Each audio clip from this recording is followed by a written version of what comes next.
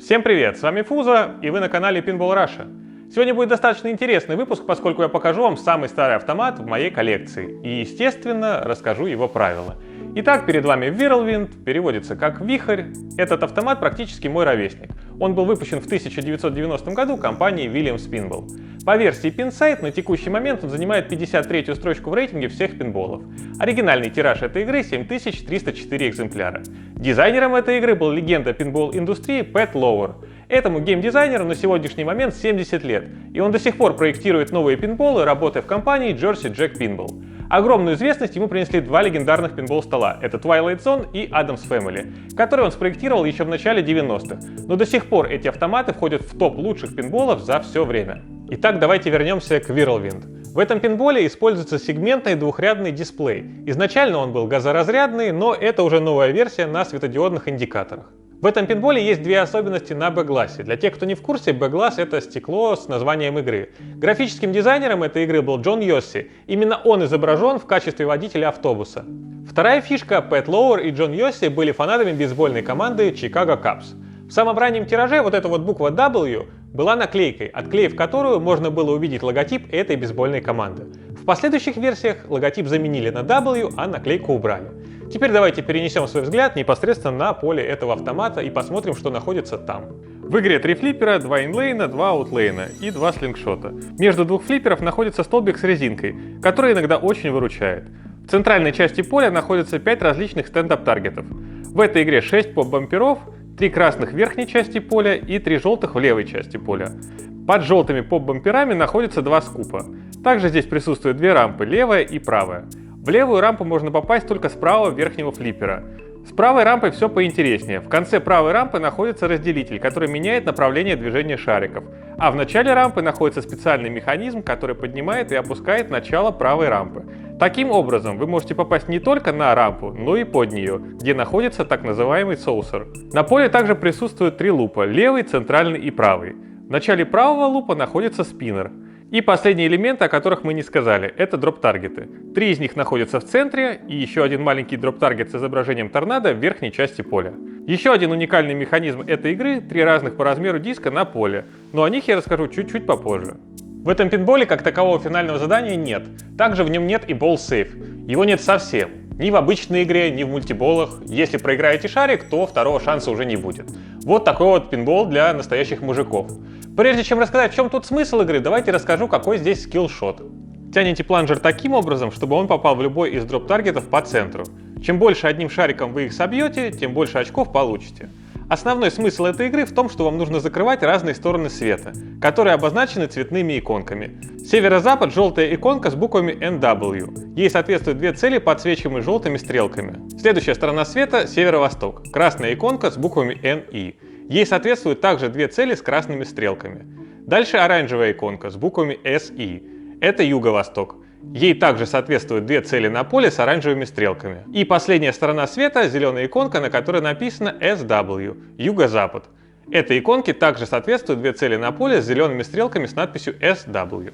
Помимо стандартных попаданий по целям, соответствующим сторонам света, их можно закрывать еще 2 способами. Первый способ самый простой. После каждого запуска шарика в игру планжером загорается 1 мигающая стрелка на поле. Второй способ закрыть любую мигающую стрелку — это попасть с правого верхнего флиппера в левую рампу. Когда вы соберете все мигающие стороны света, на поле начнется вихрь. В этом режиме центральные диски начнут вращаться в разные стороны, и тем самым они будут менять траекторию шарика, пролетающего по ним. Плюс ко всему на игрока будет дуть вентилятор, который установлен на корпусе автомата. Ваша задача — попасть в правую рампу, когда будет мигать зеленая стрелка с надписью «Лок». Попав туда, вихрь прекратится и шар заблокируется. После каждого остановленного вихря вы увеличиваете умножение в конце раунда на единицу, которая отображается на иконках рядом с флипперами. Максимальное умножение в этой игре x6, и оно не сгорает до конца всей игры. Чтобы запустить мультибол с 3 шарами, нужно заблокировать еще 2 шарика. Второй шарик блокируется таким же образом, как и первый. Только есть одно «но». Чем дальше вы проходите, тем больше сторон света вам нужно закрыть, чтобы запустить новый вихрь. Заблокировав 2 шарика, правая рампа поднимется, и вы можете запустить мультибол. Сделать это можно двумя способами. Первый – это попасть под правую рампу. Или второй – попасть в левую рампу с правого верхнего флиппера. На всех последующих мультиболах попадание под правую рампу не будет запускать мультибол. Запустить его можно будет только попав в левую рампу. Во время мультибола у вас будет 3 шарика на поле, и ваша задача попасть максимальное количество раз в левую рампу, пока мигает стрелка Million Plus. Первое попадание даст вам 2 миллиона очков. Каждое следующее будет давать на 1 миллион больше. Максимально можно поднять до 10 миллионов за одно попадание. Если вы проигрываете мультибол менее чем за 15 секунд, в качестве утешения вы сможете открыть Seller Multiball. Для этого нужно за 10 секунд попасть в левый скуп, где моргает красная лампочка над ним. В этом мультиболе у вас будет все то же самое, что и в предыдущем мультиболе, но с 2 шариками.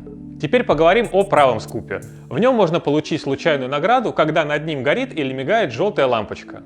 Переключать его можно при помощи спиннера, каждый оборот которого будет менять эту награду. Активный бонус в правом скупе отображается под дисплеем с очками. Из бонусов вам доступны следующие награды. Upper Jets On активирует верхние поп-бампера, которые будут мигать и давать вам увеличенное количество очков за каждое срабатывание. Score 500K даст незамедлительный 500 000 очков. Extra Ball Target On активирует возможность выбить Extra Ball. Для этого нужно попасть в Drop Target с торнадо, когда под ним мигает стрелка с надписью Extra Ball. Учтите, что Extra Ball, выигранный в скупе, сгорает, если вы проигрываете шар. 3 Bank Target 100K будет давать 100 000 очков за каждое попадание по 3 дроп-таргетам в центре. Light Quick Multiball дает возможность запустить быстрый мультибол. Для этого попадайте под правую рампу. В этом мультиболе будет всего 2 шарика, и в отличие от 2 других мультиболов, стрелка Million Plus мигать не будет. Вместо нее будет мигать стрелка с надписью Million, и она будет давать только 1 миллион очков за каждое попадание в левую рампу. Light Million Shot активирует награду в 1 миллион очков в левой рампе, но выбить ее можно только один раз. Последний из доступных наград в правом скупе — Lower Jets On. Она активирует левые поп-бампера на повышенное количество очков. По умолчанию в начале каждого шара сектор с наградой горит постоянно, но после того, как вы ее получите, лампочка погаснет. Активировать сектор вновь можно, прокатив шар по правому инлейну. Но и гореть сектор будет всего лишь 5 секунд, после чего нужно будет по новой его активировать, выполнив то же самое действие на поле. Но и это еще не все. Если у вас получится собрать все 7 наград за одну игру, то в правом скопе активируется Мегадор бонус. Этот бонус даст вам еще раз все 7 наград, но за одно попадание. Теперь поговорим о Skyway Tolls. Попадая в правую рампу, вы получаете 1 Skyway Toll. Но если возле правой рампы мигает стрелка Two Tolls и вы туда забрасываете шарик, то за попадание вы получите 2 толла. Левая рампа, как самое сложное место на поле, дает игроку 3 Skyway Toll. Количество собранных толлов отображается на поле. Это сумма всех горящих цифр. В конкретном случае у нас собрано 11 толлов. Помимо того, что за каждый толл вы получаете очки, они еще считаются в конце раунда и умножаются на множитель. Так что можно получить неплохое количество очков сверху. Последнее, о чем стоит рассказать, это Drop Target с торнадо. Попадая по нему, вы получаете количество очков, которое отображается на иконках перед ним. Но это значение можно увеличивать, вплоть до Quick Multiball или даже Extra Ball. Для того, чтобы увеличивать награду в таргете с торнадо, попадайте в правую рампу, и награда будет подниматься. Но учтите, если вы перестаете поднимать значение, со временем оно будет опускаться к своему обычному значению. Последний важный момент. Прокатывая шар в левом инлейне, спиннер на 5 секунд будет давать увеличенное количество очков за каждый оборот. Вот, собственно, и все основные моменты по этой игре. Сходу может показаться, что она достаточно простая и неинтересная. Но поверьте мне, это далеко не так. 53-ю позицию в рейтинге всех пинболов просто так не дают. Надеюсь, вам было интересно, поэтому в ответ я жду от вас пальцы вверх, лайки, комментарии и подписки.